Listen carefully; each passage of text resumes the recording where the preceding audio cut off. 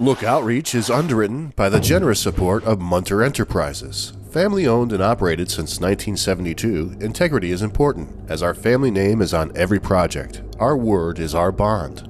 Munter Enterprises. Just build it.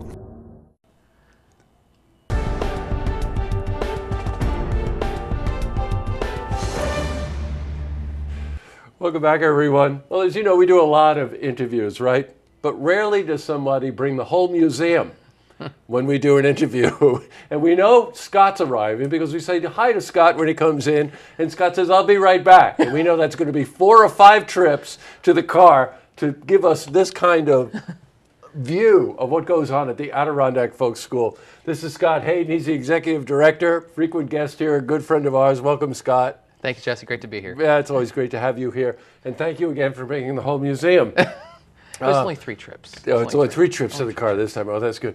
I've got to tell you, we just really love what the Adirondack Folk School offers to the community and what it gives people in terms of their own personal achievement and excitement, stuff like that. But the school is really lucky to have Scott. I think you've been there a little over a year now. Yep. And the difference is not that it was badly run before or whatever, but the kind of passion that somebody like Scott brings to it is really remarkable, and it shows. I think Scott was telling me there were 28 classes last year that were sold out. They're brushing against 50 sold out classes, and we're in August. So congratulations to you. Thank you very much. Appreciate that. And the team. And if you followed the show, yeah, you know that last week we were at the Shirt Factory in Glens Falls, where Adirondack Folk School has space there, and they were making canoes. Oh, yeah. You're all over the place. I try to be. I know. Many places at once. So at any rate, I guess the viewers already know how the school is doing. Yeah. But how's the summer going for you? It's going really well. It stayed busy. It started out great thanks to appearances on this show. But there you go. Hey, and it's kept rolling. People are really finding the school, and they get the word of mouth has been fantastic because when somebody makes one of these great crafts, they tell their friends and family about it, and then they look us up online on our Facebook page. They give us a call or they register online, and they're taking a class themselves and becoming members. You know, there's just something wonderful about the hands-on experience. Again, sometimes I say this, Scott, you have this sort of technological age where everybody just pushes buttons and whatever, but how would you like to make a basket? How'd you like to make a birdhouse? Tweet, tweet. How'd you like to make candlestick holders and baskets? And I got to show you this footstool. You will not believe this footstool. Yeah. And not to mention the ironwork behind there. Well, you've got blacksmiths from all over the world that actually come in, right? Yes. Teach classes. The name of the teacher for the canoe class. Larry Benjamin. Larry, right. And it was the wee lassie kind of canoe. A 20-pound canoe with only 4 screws in it. Everything else is epoxy and a lot of sanding. A lot of sanding. But you can strap this to your back. It's 20 pounds. Go hiking. You find a stream or a pond, but you made the canoe.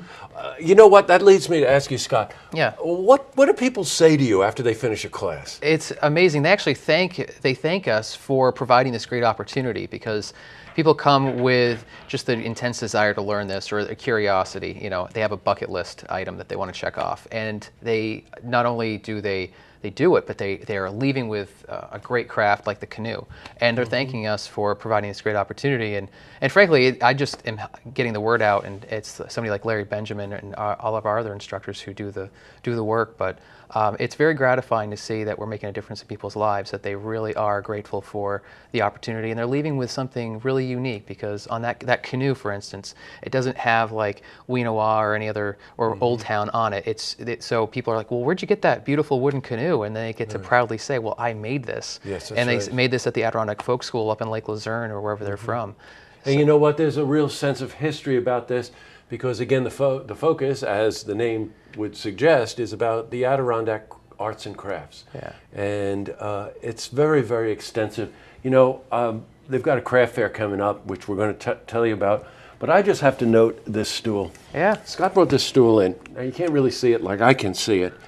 It is such a beautifully crafted piece of wood. There isn't a single nail in this footstool. This is all pegs and doves. This is just about as... You'd be so proud if you could make this thing, right? Absolutely. And there are knives here and there. weaving, so you do fiber arts. What's a web address?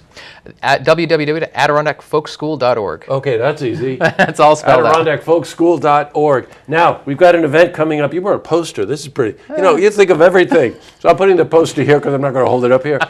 Adirondack Folk School, the annual craft festival. This year, I think it's like the 4th or 5th year for this, Yes, right? yep, fifth Okay, but this year it's special in a number of different ways. But it's an all-day event at the school in Yes. Lake Luzerne. Yeah. Really easy to find. Beautiful land, by the way. But you also are doing the Blacksmith Rendezvous? Yes. Yeah, right. This is Okay, our same fifth day. Yeah, same day. So we're fortunate enough, thanks to our blacksmith, our former president, Rand Condell, coordinate I this met huge, Rand. Yes, sir. these top blacksmith instructors that we are so fortunate to have. They come once a year to work together. It's kind of like a blacksmith jam session if you were a guitar, a musician. Sure. So these top instructors, these top artisans get to hang out in a small environment. They get to work together and they get to work on our tools and improve our own blacksmithing program, which is why we have one of the top blacksmithing programs in the country, because they come and they work at it and plan the following year. So you get to see them at our forge, just hammering away in the middle of August, which is a great time to be in front of a 700-degree fire. Yeah, no kidding. My wife and I have been there. We've seen this. It is really something to see them take a hunk of metal and craft that into something with the forge right there. And these blacksmiths are the real masters of their craft. They come in from all over the world. And then one of them I know in particular, I think he lives in California now, but you said he's from Wales. Yeah. He comes in for the rendezvous and then he stays the week to teach a class. Yeah. Wow, that's really remarkable. Yeah. Now, coming up in the fall, any classes that you want to mention? Oh, absolutely. Since I'm on your show, the birdhouse is coming up in the fall. Tweet, tweet. Yeah, we have some basketry classes, scroll saw Christmas ornaments, woodworking, fiber arts. We have basketry classes. The carved stool is coming up.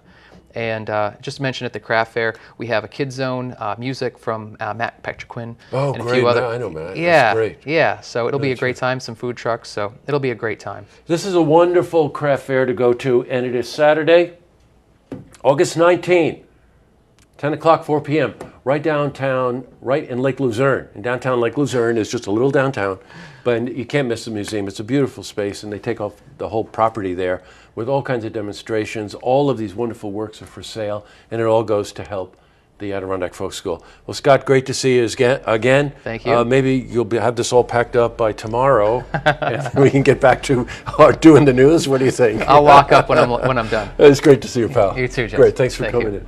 To see this interview again, you can head to our birdhouse, looktvonline.com.